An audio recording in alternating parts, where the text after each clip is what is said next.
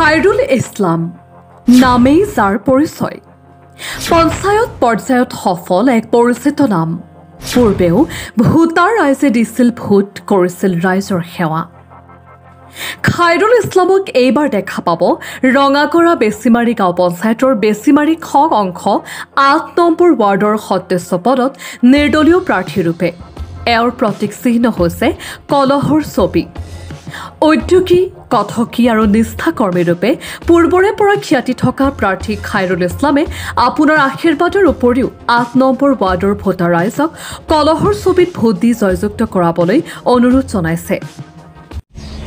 আসসালামু আলাইকুম, নমস্কাৰ। মোৰ নাম মোহাম্মদ খায়ৰুল ইছলাম। মোৰ ঘৰ ৬৮ নম্বৰ ৰাঙাগড়া বেছিমাৰী গাঁও পঞ্চায়তৰ ৮ নম্বৰ ৱাৰ্ড বেছিমাৰী গাঁৱত মোৰ আৱাসগৃহ। মই ৬৮ নম্বৰ বেছিমাৰী ৰাঙাগড়া গাঁও পঞ্চায়তৰ ৮ নম্বৰ ৱাৰ্ডত সদস্য পদত প্ৰতিদ্বন্দ্বিতা আগবঢ়াইছোঁ।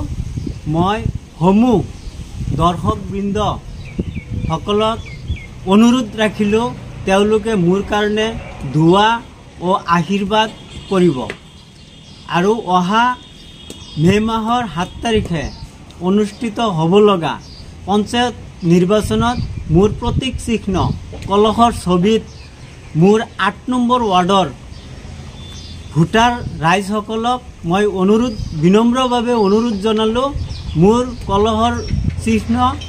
কলহৰ চিহ্নত ভোট দি বিপুল ভোটত জয়যুক্ত কৰিব আৰু সমূহ দৰ্শকবৃন্দসকলক মই অনুৰোধ ৰাখি মোৰ কাৰণে দোৱা কৰিব। আগন্তুক ৫ বছৰত প্ৰতিনিধি হৈ মই যাতে ৰাইজৰ লগত ৰাইজৰ সেৱা আগবঢ়াই যাব পাৰোঁ, বেছিমাৰী ৰাঙাগড়া গাঁও পঞ্চায়তত যাতে উন্নয়নৰ শিখৰত আমি আগবঢ়াই লৈ যাব পাৰোঁ। বেছিমাৰী ৰাঙাগড়া গাঁও পঞ্চায়ত অসমৰ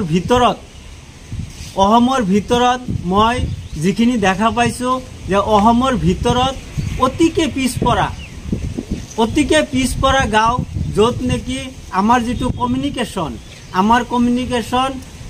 বেছিমাৰীৰ পৰা ববপুৰ গিলাদাৰী আমি যিখিনি ৰাস্তা ঘাট দেখা পাইছোঁ বা নতুনকৈ গঠিত হৈছে আমাৰ ৰাঙাগড়া বেছিমাৰী পঞ্চায়তত আমাৰ যিখিনি নতুনকৈ কৰিবলগীয়া কাম আছে, অফিচ আছে, ঠিক যেনেকৈ আমাৰ এখন হস্পিটেলৰ প্ৰয়োজন, নতুন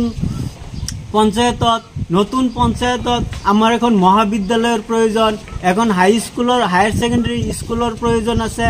আমাৰ নতুনকৈ হোৱা আমাৰ গাঁও পঞ্চায়তত এখন সুকীয়াকৈ আউটপোষ্টৰ প্ৰয়োজন আছে।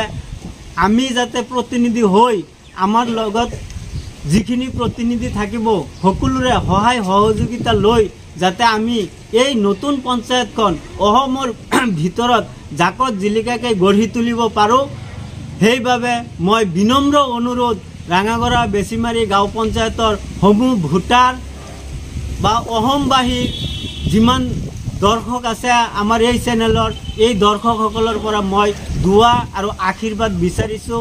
এয়া মোৰ কামনা। এইখিনি কৈ মই মোৰ বিনম্ৰ অনুৰোধ সামৰণি মাৰিলোঁ। News desk Suhana live.